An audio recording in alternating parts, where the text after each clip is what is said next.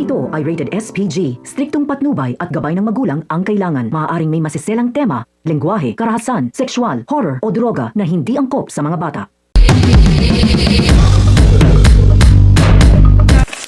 Isang mapagpalang araw mga kapamilya, isang mabigat na dagok ang tumama kay Samantha matapos siyang tuluyang tanggalin sa serbisyo.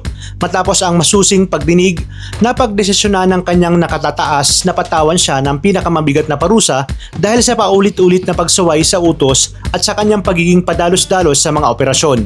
Wala nang nagawa si Delgado kundi ipatupad ang naging desisyon. Umaasang magsisilbi itong aral kay Samantha upang mas pag-isipan pa ang bawat hakbang na gagawin niya sa hinaharap. Ngunit paglabas pa lamang niya ng opisina, panibagong pagsubok agad ang sumalubong sa kanya. Walang prenong inasar siya ni Pia at sinabi na karapat-dapat lamang na masuspindi itong si Samantha dahil lagi umano nitong inuuna ang sariling desisyon kaysa sumunod sa kanyang mga superior. Lalong nag-init ang ulo ni Samantha nang hamunin pa siya ni Pia na baka ulitin din ito ang pananakit na ginawa niya kay Mr. Chan. Samantala ibinalik na nga sa kulungan si Mr. Chan na halos hindi na makilala sa tindi ng kanyang mga pasa. Sa sobrang galit ay isinumpa niya ang babaeng henteng na nakit sa kanya. Nang makita ito ni Victor, agad niyang naisip ang posibleng maging epekto ng nangyari. Para sa kanya, malaking pagkakamali ang ginawa ni Samantha dahil maaari itong maging kalaban sa kanila. Ikinabahala pa ni Victor ang posibilidad na makikipagtulungan si Mr. Chan sa NCIA. Kaya bago pa mangyari iyon, kinakailangan na umano niyang mapatahimik itong si Mr. Chan. Habang lumalala ang sitwasyon, nag-aalab din sa galit si Lucas at nais niya agad nagantihan si Samantha, ngunit pinigilan siya ng asawa ni Mariano. Ipinaalala nitong hindi pa ito ang tamang panahon para kumilos dahil maaring madamay ang kanilang pamilya. Alam nilang malalim ang ugnayan ni Ricardo at Mariano pagdating sa operasyon ng ginto. Kaya kailangan muna nilang maghintay ng tamang pagkakataon bago gumanti.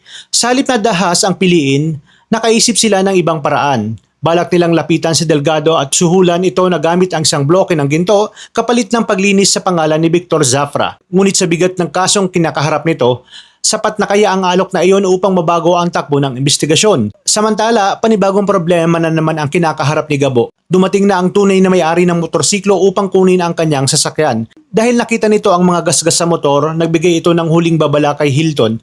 Humingi man ng kaunting palugit si Hilton upang maayos ang pinsala. Malinaw ang sinabi ng may-ari na kapag hindi pa rin naibalik ang motor ng maayos sa tamang kondisyon, sa susunod niyang pagdating ay sa korte na sila magkakaharap.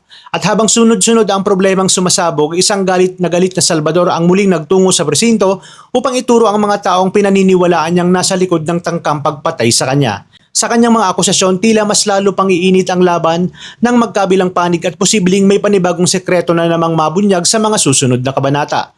Kaya naman pakaabangan natin yan dito lang sa Coco Martin Sigabo. Maraming salamat sa inyong panonood at pagpalain tayong lahat, kapamilya.